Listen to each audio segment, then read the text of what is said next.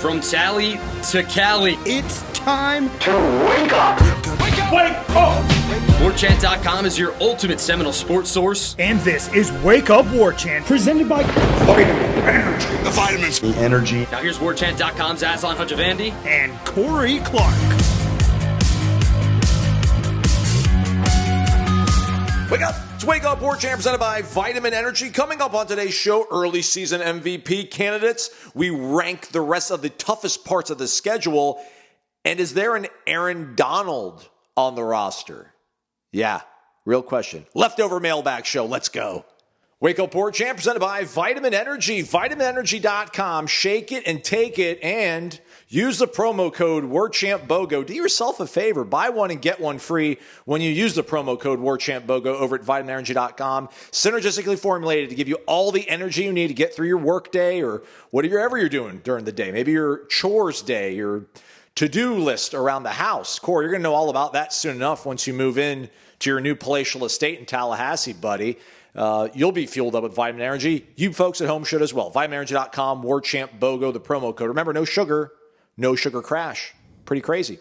Warchant.com, your ultimate Seminole sports source. Come join us over at Warchant.com. Premium access to everything over at Warchant.com. And you can check out the message boards for everyone else in the On3 community, as well as access stories from Ross Dellinger, Andy Staples, Brett McMurphy, and the rest of the On3 national team, Pete Nakos. It's all there at your fingertips, that is, and a 1-year subscription to The Athletic when you sign up with us. So come take advantage of it, everybody. Weekend on the horizon, Corey. This has been an interesting start to our football season. Last year also had a bit of a, I don't know if we think about it, going back to maybe like 2022 with the absence of 3 of the last 4 years have been kind of a weird start and stop start to the season. Incredible they beat Alabama, obviously, but you had East Texas A&M. You got a bye week. Next week's Kent State, so it's real hard to get the juices flowing. But then again, you think about it, they're number 10 in the country, and by next time we link forces up, they're probably going to climb maybe a spot or two. Although I should look and see who's ranked ahead of them to see if they're actually going to play and possibly lose. But it's just a weird way to start the season, but obviously a better way to start than many of us anticipated. Well said, Aslan. Well said. It is a better start than certainly a better start than last year. It is a weird season. It's kind of why I was never this little stretch is why I was never putting a ton of stock in if they lost Alabama. Now the excitement wouldn't be as much, the ranking wouldn't be as high. There would be no ranking, but you had 3 weeks to get right before the games that really matter. Which are the ones coming up. It's the conference season. It's the conference slate. That's what matters. When you're in the ACC, as I said yesterday, that's what matters if you're trying to get to the playoff is what you do in conference. As we saw in 2023, what you do out of conference does not matter even if you beat one of the blue bloods of the SEC. It doesn't matter. Well, in fact, what you did in conference in 2023 didn't matter. But the point being, they're not going to take what you do seriously in the ACC. They're not going to. You need to win it or be one of the top 2 teams, or you're going to have a real tough time getting in that top 12. Just ask Miami. Miami was 10-2. There were other 10-2 teams that got in. Miami wasn't one of them. And Miami beat Florida badly to start that season. It did not matter. They lost 2 games in the ACC. They were done. So this ramp up. Is really you? I don't remember. I know you said they've been hiccupy the last couple of years with these starts, and they have been. You're in Ireland, then you got a Monday night game.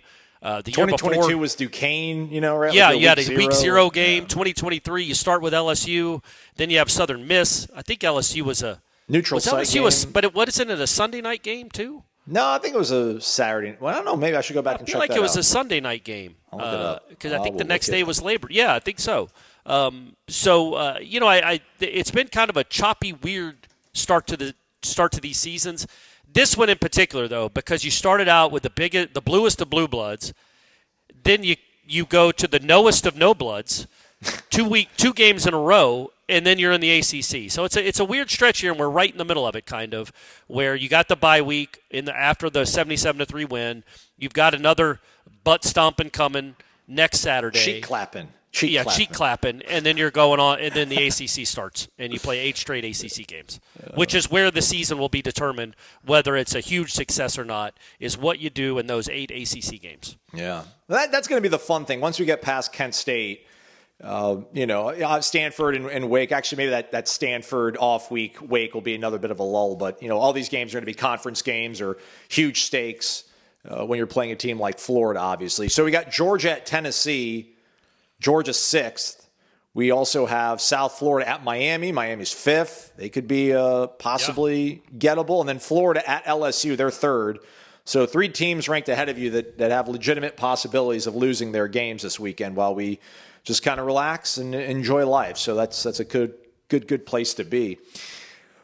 As we started recording this on Friday or Thursday, everybody, apologies, Ross Dellinger released a story about what's going on over in the nation's capital about trying to push across some kind of legislation to get college sports all kind of buttoned up, I guess. But it just makes it sound like we've got more drama around the Ben Court, a lot of different factions debating and wanting to get their voices heard the loudest. The group of 6 schools have lobbied on their behalf, and you also have your Power 4 universities. Apparently the Senate wants to create their own kind of piece of legislation too. The thing that I found most interesting from this was, again, the Sports Broadcasting Act, which allows the NFL to, you mentioned this so many times, Corey, right? Like everybody gets the same amount of money, right? Because they all pool together their television rights. According to the group of 6 letter, they think if they had unified media rights, college football broadcasting revenues, according to Ross Dellinger in this letter, would grow from around $4 billion today to over $13 billion by 2034. That, again, is if everybody, even if these group of 6 schools, so even if Memphis and Tulane and Tulsa and Oregon State, if everybody got in the boat together, we could all leverage this for $13 billion. But, again, there are just so many question marks still out there on this. I do say that because we go back to the rest of the Renegade Express mailbag show on a day like this, and our guy Noleback says, with the quick turnaround FSU has had from 13 wins to 2 wins to this year, what do you believe is a chance for FSU to move conferences? Is that even considered with the new TV money distribution the ACC adopted? Because after last year, I was thinking not even the Sun Belt would want the Noles. Corey mentioned that one thing FSU needs to do is stop losing to Wake, Boston College, and the teams they should not lose to. What do you wise men think is the timetable and path to changing conferences?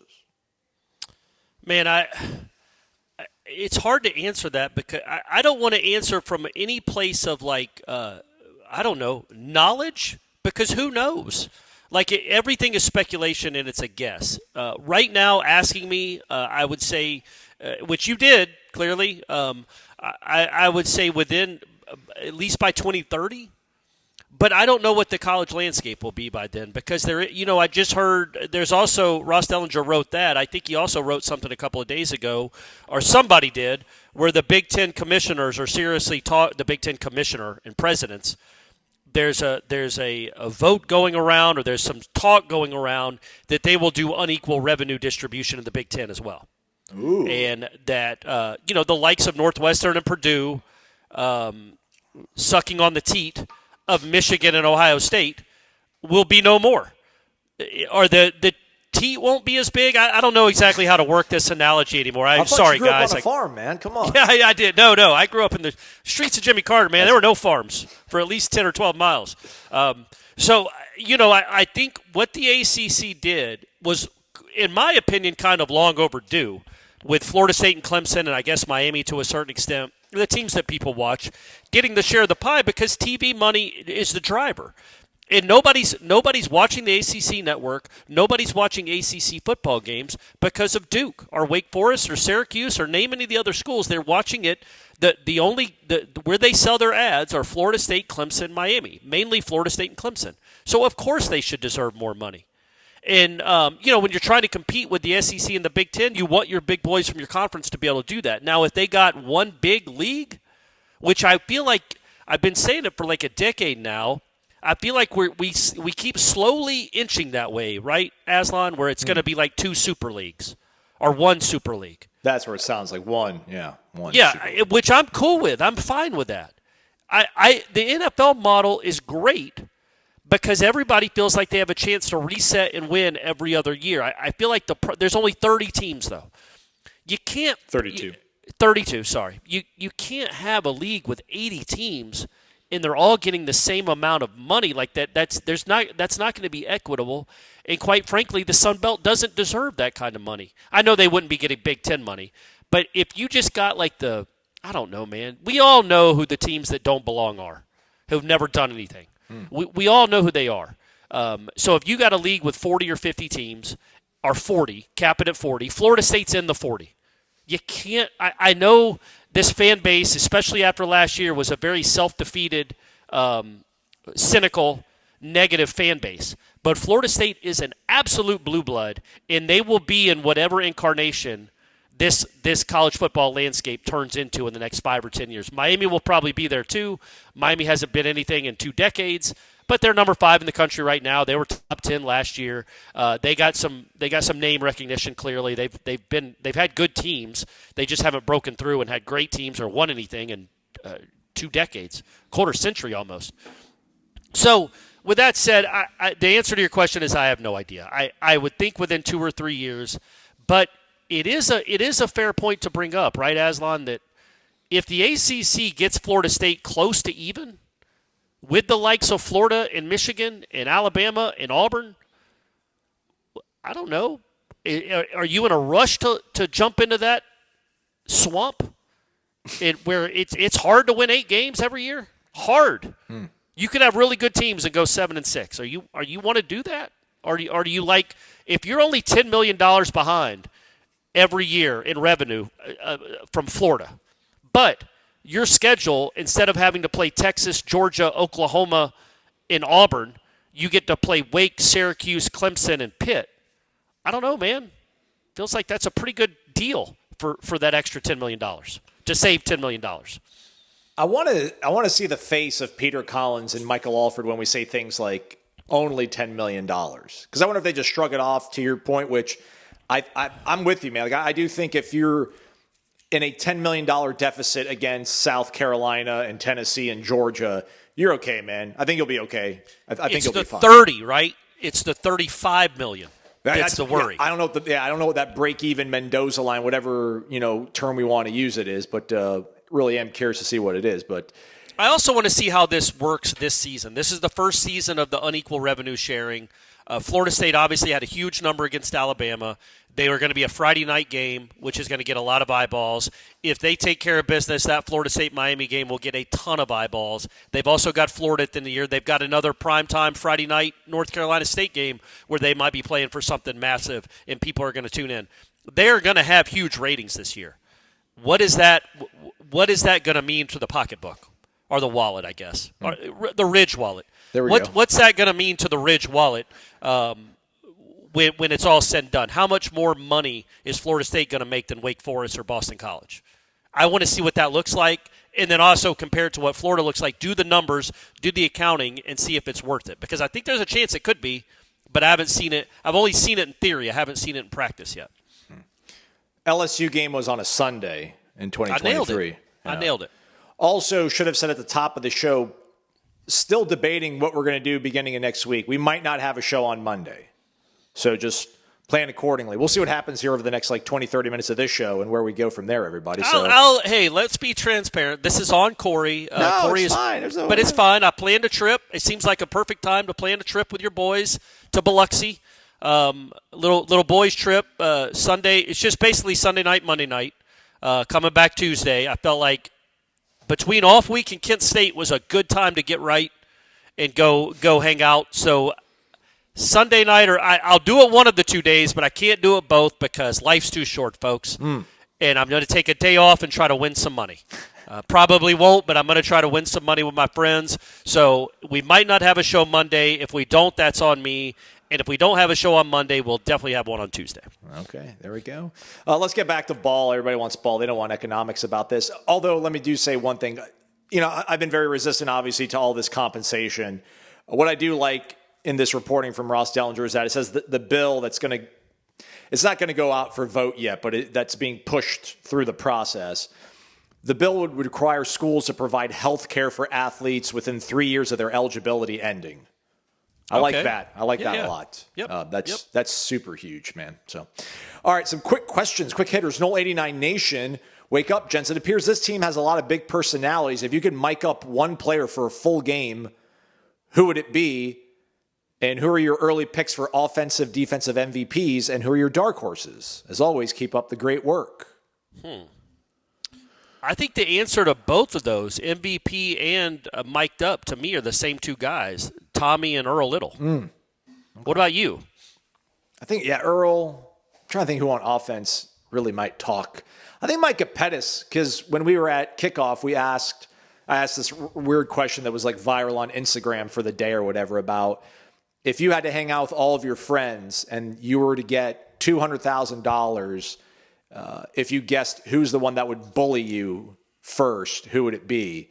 Like Tommy and Richie Lane are both like, oh, Micah Pettis. They're like, Micah Pettis just talks and tries to bully you around all the time. So okay, I'd be interested to hear what he has to say. I don't know if he'd be your MVP, but I'd be interested to hear what he had to say. I will say this. We haven't even talked about this. There was a play in the Alabama game. You can find it online, I'm sure, where he blocked a guy. And it was way away from the play, but he pancaked him. He got him on the ground. It was a run to the left. This was all the way to the right, like 10 yards behind the play. And I looked up, and he's basically straddling the guy and then kind of walked over his helmet in a way that was disrespectful, which is like, buddy, I know that might not be the classiest way to play football, but I don't care. When you go 2-10, you get the right to, I feel like, do stuff like that and exert your dom. And when you pancake the guy, I don't know, man. I just feel like that's a good sign for a football team, weirdly, that you got a little bit of that in you. Like, you wear some of this. I just put you on your back, and now I'm going to tell you about it, and kind of embarrass you as I'm walking over you. I don't really like that in any other sport, weirdly, except football. Yeah, because you're allowed to retaliate within the rules of the game. Yeah, right. Know? Yeah, like a basketball guy where you dunk on it and then stomp all over him or flex on him and all that. I'm not a big fan of that. Yeah. The same thing with baseball. But football, have at it, guys. That's too hard a sport not to get to enjoy yourself a little. And the thing is, he gets his chance to come do it to you on the very next play, physically and violently if he wants. Just not, within the, want to be within the rules. Yeah.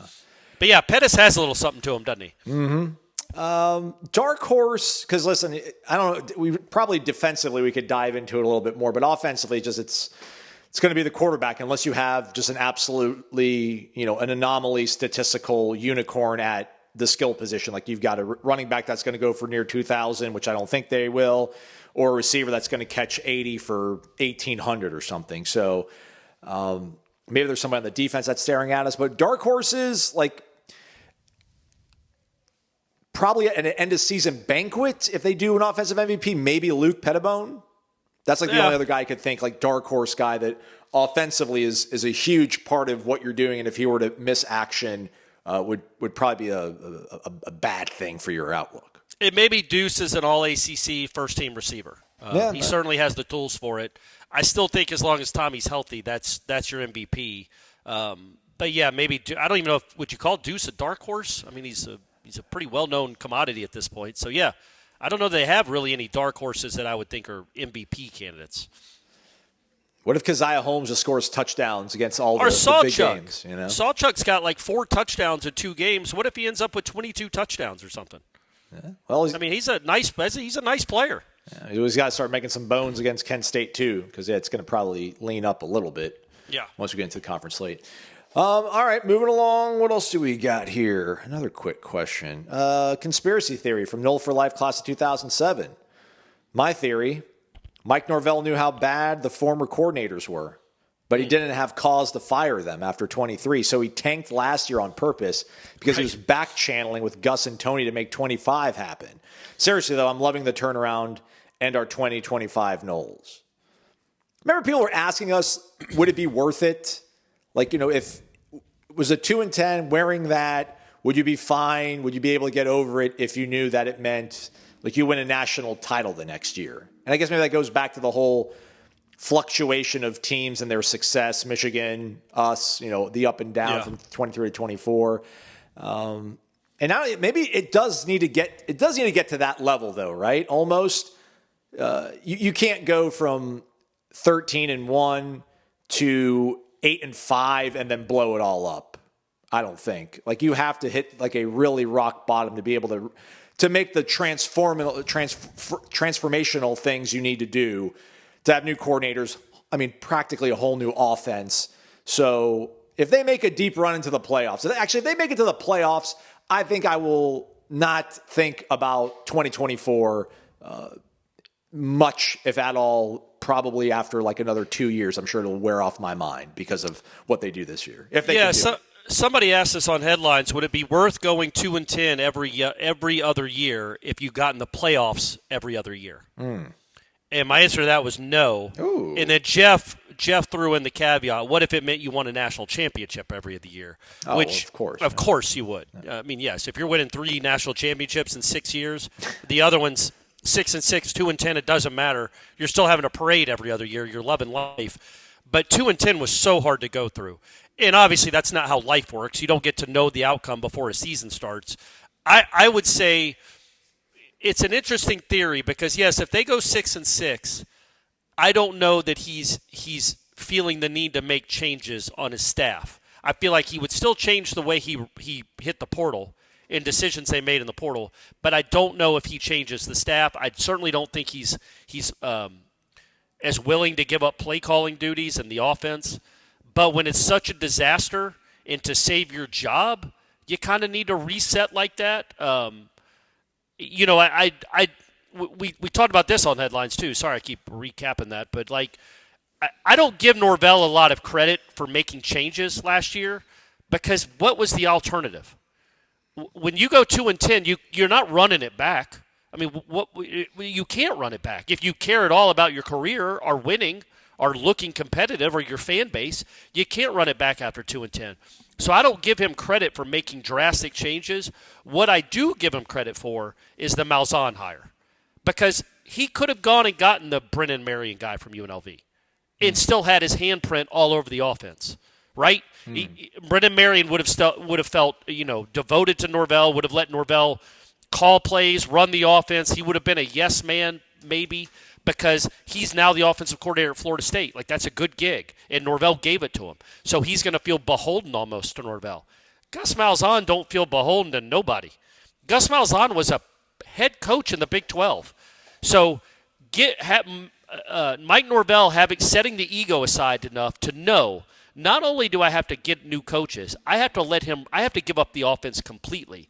Even though I think I'm pretty awesome at this, I have to go get Gus Malzahn and tell him that he can run the offense any way he wants to run the offense. That's where I think Norvell deserves the most credit because I don't know that a lot of coaches would do that. I think every coach on the planet would have made changes after 2-10. There's no way you're not because something went wrong and you're not going to fire yourself. But getting Gus Malzahn was a step that I just don't think many guys would take. But I know it was a joke, but I don't think he did. I don't think he tanked it on purpose. But it is an interesting thought exercise to wonder if they just have a mediocre year and not a dismal year, what does Norvell do? Because you could talk yourself into it's not as bad as it looked. You can't talk yourself into anything when you go 1-10 against 11 Division I opponents, and you were really lucky to get the one. Like that you not lucky, but you barely got the one. So yeah, it's worked out. But man, I would say to put up with 2-10, I'm going to need back-to-back playoff runs. Yeah, one ain't enough. Just getting to the playoffs after 2-10 at Florida State, that doesn't do enough for me. Give me 2 in a row with this coaching staff. I'm all about it then. I can put up with a 2-10 if you get me back-to-back playoffs. Sacramento State Hornets currently 0-2 on the season. They've scored a combined 20 points in their 2 games. Is he the head coach, Brennan Marion? That's where he's at. Okay. I wonder. He probably would have come to Florida State, right? As opposed to being the head coach at Sacramento State? Think so. Isn't Sacramento State the one that wanted to have the huge NIL out of nowhere? Yeah.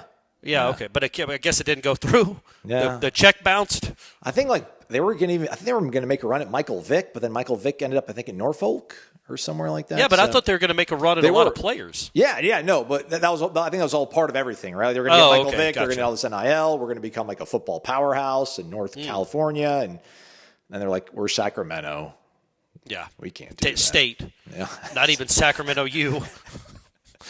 Corner Pocket Bar and Grill. There's no game this weekend for your Noles, but plenty of good games on the slate. A lot of good ones. Yeah, Get there at noon. You're going to have Georgia Tech and Clemson. Like I said, the beer is cold. The food is really, really good. Get you some corn dog bites. I know that's a crazy thing to hear a grown man tell you to eat. I don't like corn dogs. I haven't eaten a corn dog probably since I was in middle school at a fair until last week when I had some corn dog bites. I've never even had them on the menu. And now I'm almost addicted to them, which isn't great for me. I'm not going to lie. I shouldn't eat corn dogs all the time, but they're awesome. Get you some sausage bites and some corn dog bites. Get you some apps. Watch a lot of football from noon to night because they're going to be all over the big screen, and he'll make sure all the big games. What do we got, Aslan? We got Clemson, Georgia Tech. Then at 4:30, you got South Florida at Miami. They'll get it on the CW for you. I promise you, folks. You go walk into any other quote unquote sports bar in our city, in our fair city, and they're not going to have the CW on. They're going to have ESPN on every TV. They're not going to be looking to change channels for you. They're not interested in it. You go to Corner Pocket and say, hey, I want to watch the Miami South Florida game. It's going to be on for you. They're going to get it on the screen for you. Trust me on that. And then you got Georgia Tennessee is also on 3:30. That's correct. And Texas then you got A&M at Notre Dame at 7:30. the Gators and the Tigers. The Yes. LSU's at 7:30, right, or 8? Correct. Okay. Florida and Billy Napier fighting for his job once again, walking into I have a Baton sneaky Rouge. feeling Florida's going to be in that game. Yeah, I think so. I got a sneaky feeling Florida might pull that one out. I hope not. Hope they lose by 50. Yeah. But if last year's any indication, they do a pretty good job of circling the wagons. Yeah. But then again, it's like, can we keep rallying around this bum? No, that's true. That's true. They don't. Yeah, did exactly last right. year. Yeah, we Exactly did. right. And look, I can tell you this. I was at Corner Pocket on Saturday when South Florida made the game-winning kick. And that place erupted like Florida State had just won a game. And everybody started chanting, "Go to hell, Gators." This is a Florida State bar. I'm telling you, it's a Florida State bar. If you want to go – and now, look, Gators fans are welcome too. But if you want to go watch and cheer Florida to lose, there will be a lot of people there with you cheering that on. Corner Pocket Bar and Grill, cptallybar.com, the website, 2475 Appalachia Parkway. Form and function, fit and futuristic. Ditch the old clunky stale wallet for a wallet from Ridge. Featuring premium materials for a premium feel. It'll be the last wallet you're ever going to buy because Ridge comes with a lifetime warranty. Oh, yeah, and free shipping. And a 99-day risk-free trial. For a limited time, our listeners get 10% off at Ridge by using code WAKEUP at checkout. Just head to ridge.com and use the code WAKEUP, and you're all set. I like this thing, guys. I've got better lower body mobility. Is it because I haven't been sitting on a wallet for like the last 6 months, or is it because I've been doing a little bit more mobility workout at the gym? I don't know, but it fits right into your front pocket. Piece of cake. And I'm not skinny jean guy. Okay, let's be honest. Like, I know you guys think my fashion styles might be a little too flamboyant, but I don't wear skinny jeans. But I wear slim fit stuff, and it fits perfectly. So if you got the baggy stuff, piece of cake. Front pocket, all good. When you do your check before you leave the house, you won't have to tap the back of your back. You'll just be like, front pocket, I'm good to go. Check out Ridge, ridge.com. Use the promo code WAKEUP to save 10% off your order. We are back. It's Wake Up Warchant presented by Vitamin Energy, vitaminenergy.com, warchantbogo, your promo code, buy one, get one free. Let's do another question about the past. The euphoria experienced at Doak the past 2 weeks rivals that of the dynasty years. Yeah, all right. Maybe 2 weeks ago.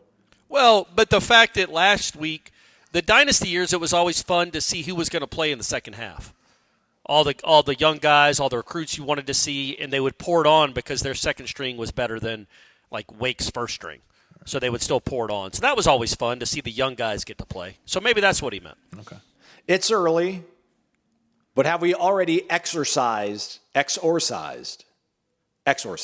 I know what it is, everybody. Lay off me. Have we exorcised the demons of 2024? Has any team you followed experienced a turnaround like this? Maybe Florida State baseball from year 1 to year 2 of Link Jarrett comes to mind. Any others? Well, then didn't the Braves go from worst to first in 91? They did, yeah.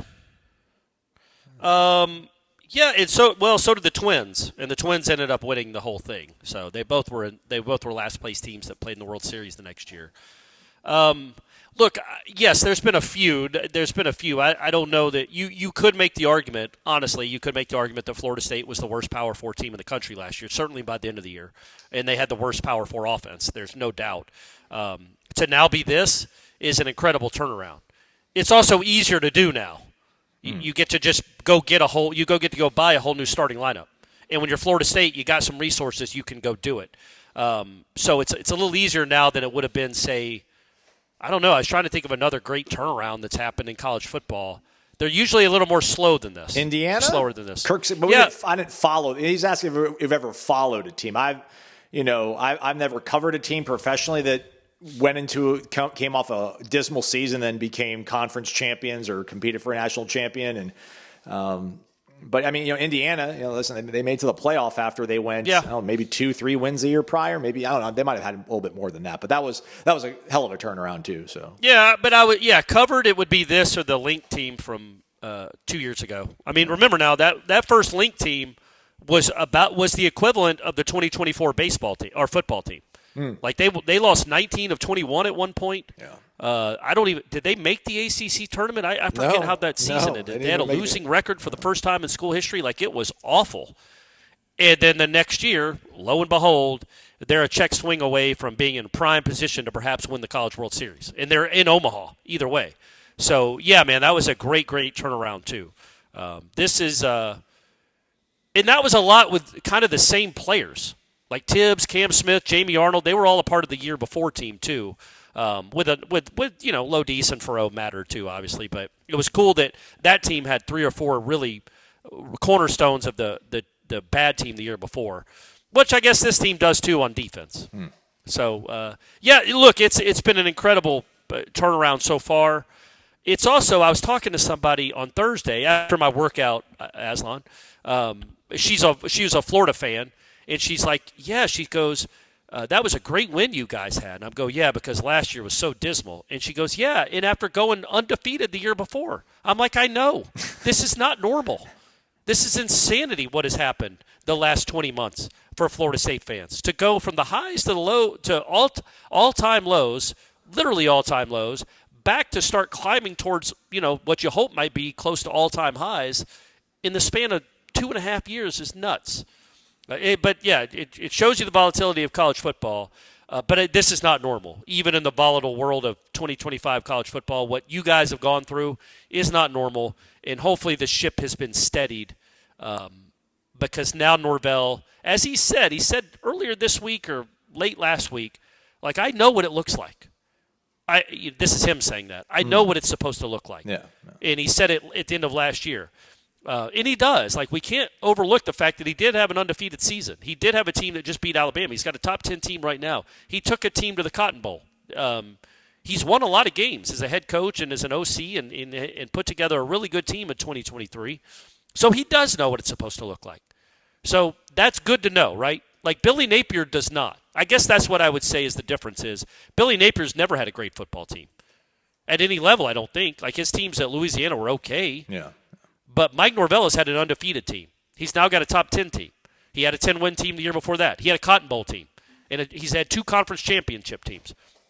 So he knows what a team is supposed to feel and look like, which gives you at least a little bit more reassurance that he can do this again.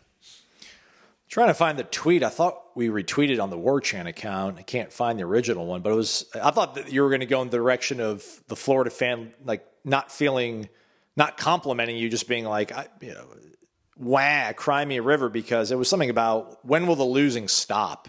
And it's just like ever since Mullen took them to the Orange Bowl, or like since 21, I think when they dumped him in 21, right? Like, they won 8 games that year. And then 22, they won like 7, they won 6. I mean, they haven't won more than 8 games. I don't think since since Dan Mullen took them to the Orange Bowl that in 2018, I think. So, they haven't been close. They haven't been close at all. Yet we have been close. Since Tebow, right?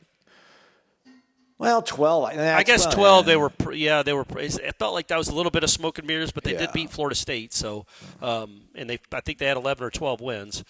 So 2012 was 13 years ago, man.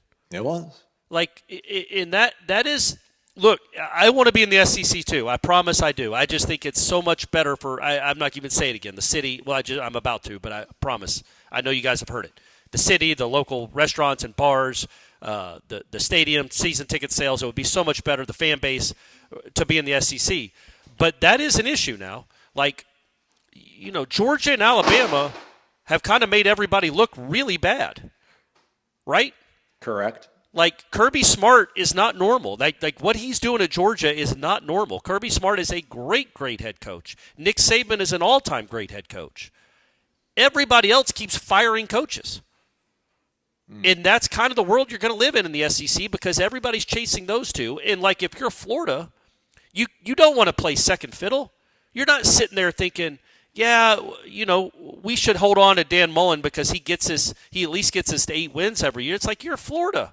What do you mean? You should be winning national championships. That's the mentality you should have. But that's the mentality all those schools have, which is why they keep firing people.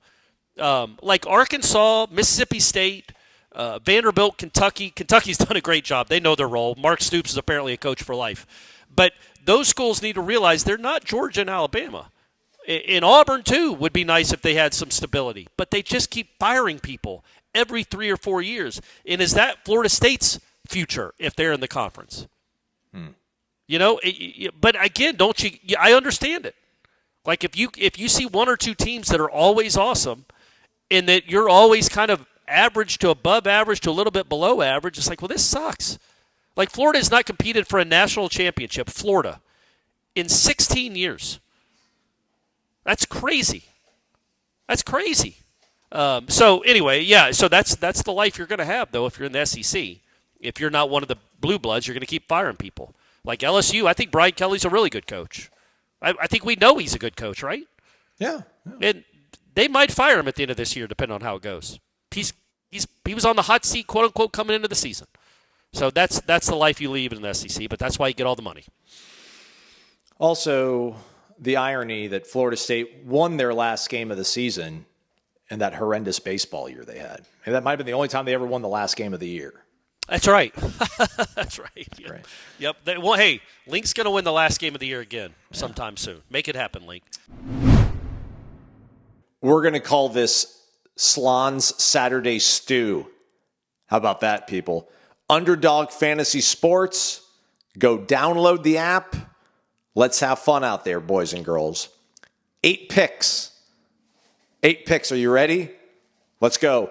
Noah Fatita, Arizona, higher, 1.5 passing touchdowns. Avery Johnson, higher, 227.5 passing yards, same game. Ty Simpson, Bama, 16.5 rushing yards. Let's go higher. Haynes King, 49.5 rushing yards, lower. Kate Klubnik, 2.5 passing touchdowns. That's a huge number. It's fishy. I'm going to go with higher. Cam Coleman, receiver for Auburn. They're taking on USA. Not our entire nation, South Alabama. 59.5 receiving yards. Let's go higher. Colby Young, Georgia, former Cane. Georgia at Tennessee, 42.5 receiving yards, higher. Eli Holstein, quarterback, Pitt, backyard brawl at West Virginia, 1.5 passing touchdowns. Let's go higher. All of those, 8 picks, 10 American dollars. You can win $991.59. We're trying. We're shooting for the stars, everybody. Download the app today. Sign up with the promo code WARCHANT to score $50 in bonus funds when you play your first $5. That's promo code WARCHANT. Millions of fans have already won billions making picks on Underdog. Will you be next? Underdog, make picks, win money. Underdog Fantasy Sports must be 18 or older, 19 or older in Alabama and Nebraska, 19 or older in Colorado for some games, 21 and older in Arizona, Massachusetts, and Virginia, and present in a state where Underdog Fantasy operates. Terms apply. See assets.underdogfantasy.com/web/play and get terms _DFS_.html for details. Offer not valid in Maryland, Michigan, Ohio, and Pennsylvania. Concerned with your play? Call 1-800-GAMBLER or visit ncpgambling.org. In New York, call the 24/7 Hope line at 1-877-8-HOPE-NY or text HOPE-NY. We got Vari over here. Vari's got he's got a potty mouth. I'm going to try to see if I can make this thing work. He says, "Wake yo up." Okay. Did that come through? It beeped. Yeah, it bleeped. All right. Yeah, good job. Cool, nice. After hearing the game on the radio and then watching it, Cecil Fielder's kid looks for now, like he could be an Aaron Donald type. Any thoughts? Okay.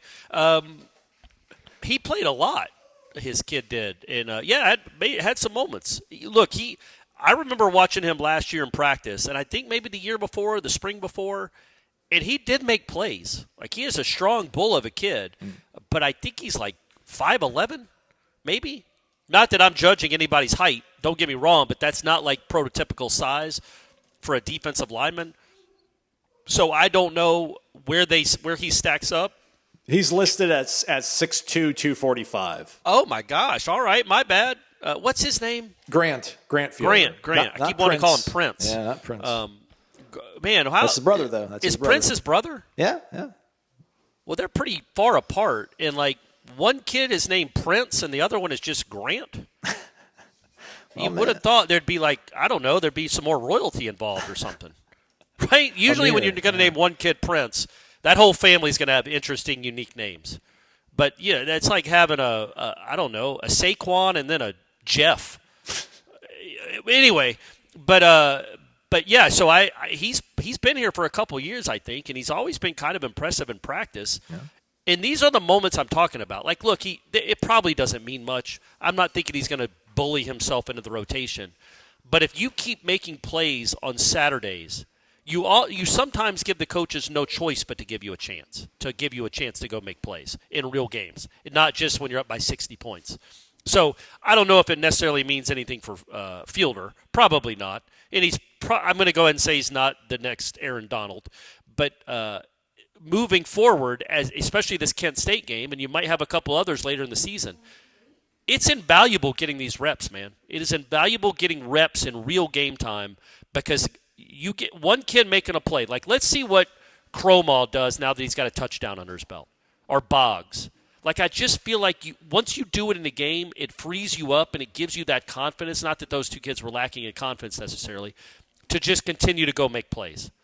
And that's the benefit of these blowout wins, is not only getting the guys playing time, but getting guys positive playing time that they can take forward in the season and throughout their careers. And I'm going to keep using it. I know I use it ad nauseum, but it's the one I always think about. Rashad Green in 11, coming in against Charleston Southern. His first catch is a touchdown, even though I don't think he even played until the third quarter when they're already up by 40 points. That's where he was on the depth chart. He comes in with the second or third string with Clint Trickett, scores a touchdown. The next game he has a couple of big plays, and then the game after that he's catching like for 180 against Clemson, and then he becomes one of the best players in school history. But his first game, he barely got onto the field till it was out of reach. You make a play or two, coaches start trusting you, and then also the confidence builds in yourself where you start making plays. So maybe he will be the next Aaron Donald. How did he grade out? Do you know how I'm going to look how he graded out while you read the next question. Gio Knowles got the same mindset as Spoon Knoll, asking if we got a sense of nostalgia from the Dynasty era when we got to see the third and fourth stringers by the third quarter. He does say, what a 2-week span of emotions and riding high. I know that this might come off as complaining, but to me it's only a concern. But in years past, we have seen great players be out for punt returns and kickoffs, and they get nicked up or even hurt. Having our number 2 wide receiver at punt return is just a risky move to me. I know Keon was put back there, but he did not have the injury history like Squirrel does. Moving forward, who or how would you approach this situation? Just don't even have a punt returner. Let them all drop. And apparently, you remember back in the days, Aslan, where sometimes if a punt hit the ground, it would go sideways or backwards. Just seems to never do that anymore. They're going to shoot forward 15 yards. It's always favorable. It's like always a favorable bounce. Like 90% of the time, it's a favorable bounce. It's like, what are they doing to these balls now where they just land and just shoot forward? Like shot out of a cannon almost sometimes. Like they're allowed to bounce backwards the same way at the same rate. But they never do. I was not a huge fan of Squirrel. Squirrel being out there when it's 42-0, it's fine. I don't mind him getting reps catching punts because clearly I don't think Jalen Lucas is the answer. He did not look comfortable at all. Not even the one that hit off him, the one he ran away from before that. He had 2 chances to catch punts, I think. He ran away from both of them. Also, they will start facing punters that can punt the ball in the air. That would be a nice change of pace instead of these low-line drive nonsense punts from like high school kids. But when you're up 42-0 and Squirrel White is your punt returner and it's an all-out block, tell the dude to fair catch it. It's a fair catch. And maybe he was supposed to, and he just decided because he hadn't caught a pass that day, he wanted to go put his imprint on the game in another way.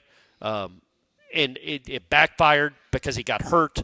But why are you catching a ball trying to return it when the team tried to block it so you don't have any blockers, and there's like 5 guys right in front of you ready to tackle you? Just fair catch it. But you could get hurt doing anything. He could have gotten hurt walking to his car. But I get what you're saying. I get the sentiment. But yeah, man, you're going to have good players on kick return and punt return. Keon Coleman's a great example. They put him back there mainly because he was so comfortable catching it, but he also made some huge plays at punt returner, including in the Miami game.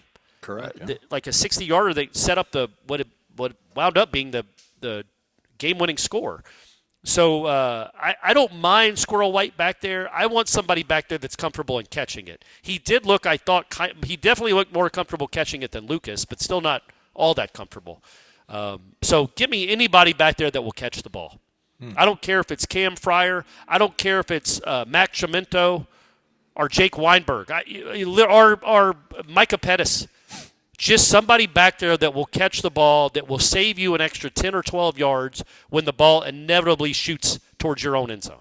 Yeah, be Rashad Green. Even Rashad wasn't great. You know what? No, be Kenny Shaw.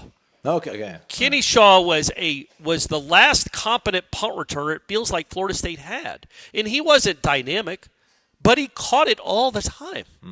I don't remember him even bobbling one. Rashad had a couple. He fumbled one in the Clemson game in 12 that gave Clemson a score.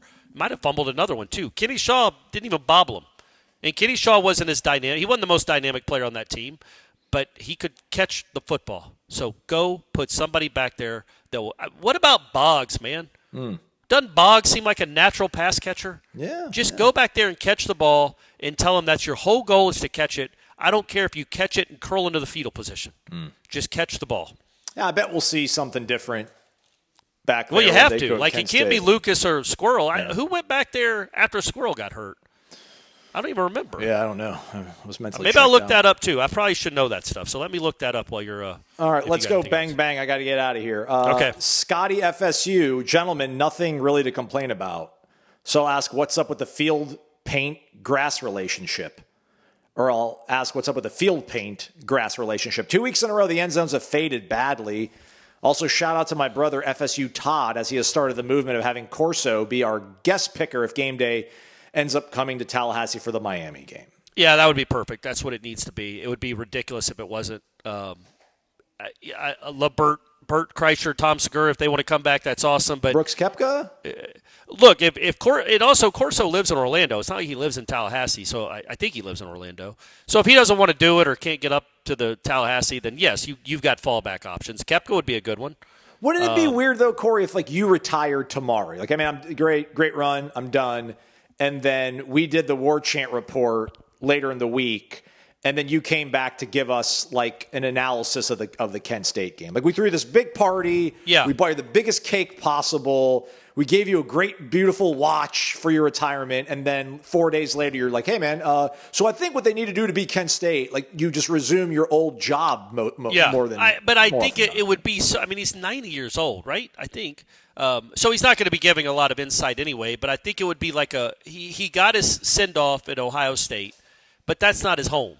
It would be cool to give him a send-off in front of at his alma mater for fans that really, really do appreciate and love him. Yeah. That would be cool. And it would be a one-off. It's not like you're worrying that he's going to come back next year and the year after that and the year after that. It would be the one time to do it where you know you can do it. But, yeah, if he can't make it, then there's a lot of options. Brooks Koepka's a good one.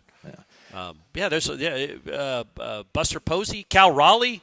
Yo! Although I guess Cal Raleigh might be in the playoffs, so that probably won't happen. So it looks like Jalen Lucas did return a punt in that game. Yeah. He had one for 21 yards. So I guess he's back. All right. Maybe he's back to being the guy. But, man, I hope he looks better catching them. on Saturday. Last question. I didn't even realize this made it in at the horn. The thing with the grass, though, real quick, is that I think it's the new grass that grows maybe a little quicker, apparently, so it grows through the paint. They painted on Friday, and by the time the game starts on Saturday, it's already grown through the paint a little bit. I don't know anything about paint or grass, but that's what I've been led to believe, that like the new field has made it a little harder. But the paint did look much better against East Texas than it did against Alabama. So they at least made an adjustment to make it look mostly garnet-ish, because the one against Alabama looked like it had just been rained on for 2 days. Grumpy BK, looking ahead at our schedule after 2 weeks, rank the following games from most difficult to easiest. Virginia, Miami, Clemson, NC State, Florida. All right, so most difficult at Clemson. Yeah. Second most difficult, hosting Right Miami. now it's Miami, yeah. Third, I would say at Florida. Yep. That For now, as we talk on September 12th, right? Correct. Yeah, we'll see how they look against LSU. Maybe they roll over. But I don't know. Listen, we walked in there. They had an interim coach. We lost. Yeah. So crazy things can happen. But yeah, I would go Clemson, Miami, Florida, NC State, Virginia. Yep. That seems right. I might flip NC State and Florida. Okay. Depending on what these things look like in a couple months. Because, again, Lagway might be hurt. Lagway might be already in the portal. Or Florida might be awesome. We have no idea. But it's hard. It's the trajectory of NC State's going to be tough, and it's going to matter to them. Florida might have already punted on the season, and half their guys are in the portal. So that's why that game is always a weird one at the end. And you also might not care if you beat Florida, because you already got your ticket punched to Charlotte, Aslan. That's right. That is right.